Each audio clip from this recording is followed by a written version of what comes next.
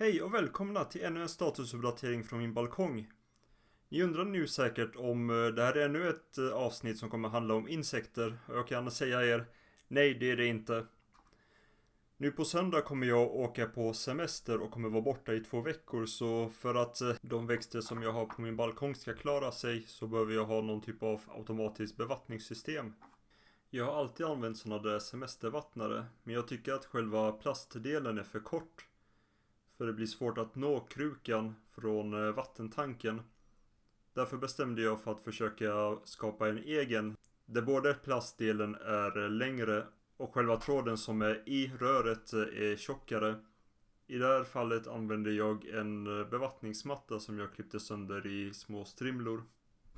Ni ser här hur jag har kopplat mina krukor med vattentanken med hjälp av de här slangarna. Förhoppningsvis kommer de att fungera. Jag kommer avvakta fram till söndag för att se om de faktiskt utför sitt jobb. Om de inte gör det så kommer jag att använda de gamla semestervattnarna som backup.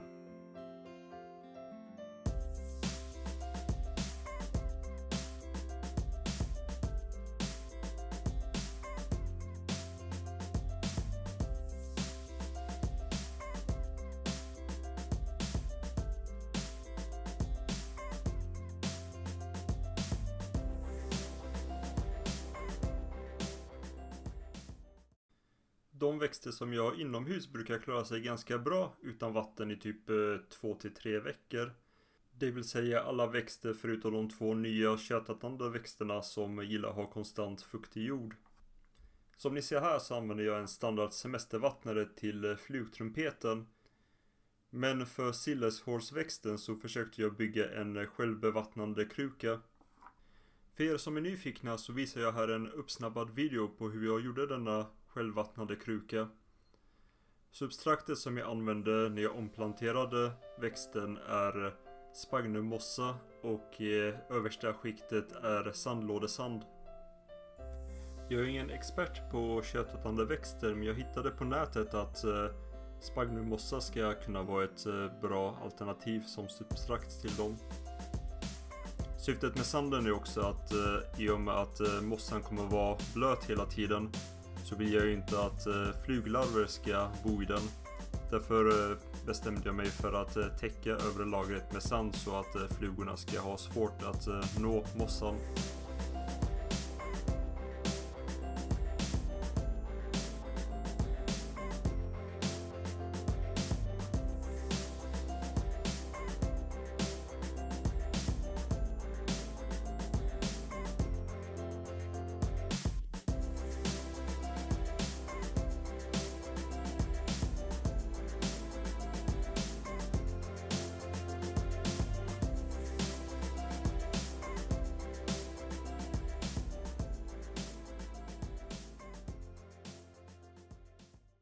Jag upptäckte dock ett litet problem med min design.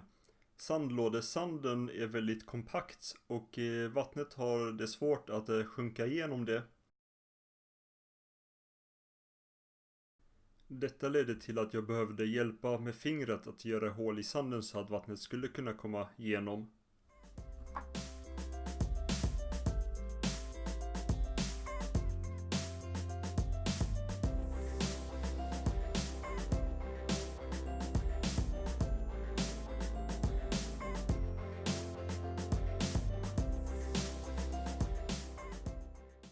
Och i ett försök att försöka hindra att alger kommer att växa i krukan så skaffar jag en ytterkruka som denna nya glasinnerkruka får stå i. I framtiden planerar jag även att plantera om min andra köttätande växt. Men det kommer då att bli en lite annorlunda lösning då jag inte är helt nöjd med den här självvattnade krukan. Jag märkte att sanden är konstant fuktig då den drar upp fukten från spagnummossan. Jag hoppades att den skulle torka ut så att den inte skulle locka insekter. Vad tycker ni om den? Kommentera gärna nedan hur ni tycker jag skulle kunna förbättra designen. Eller om den är helt värdelös och jag borde egentligen ha byggt den på ett helt annat sätt. Jag måste tyvärr erkänna att videoredigeringen tar lite mer tid än vad jag trodde den skulle ta när jag började att göra YouTube-videos. Från början planerade jag att göra minst en video per vecka, men i och med att det tar så lång tid att göra varje video så har jag nog inte möjligheten att skapa en per vecka. Därför kommer jag att släppa dem mer sällan och troligtvis på oregelbundna intervall. Därför är det extra viktigt att vill man se fler videos från mig så är det bra att prenumerera på min kanal så att man blir notifierad när jag lägger upp mina videos. Glöm inte heller ge en like om ni gillade det här avsnittet.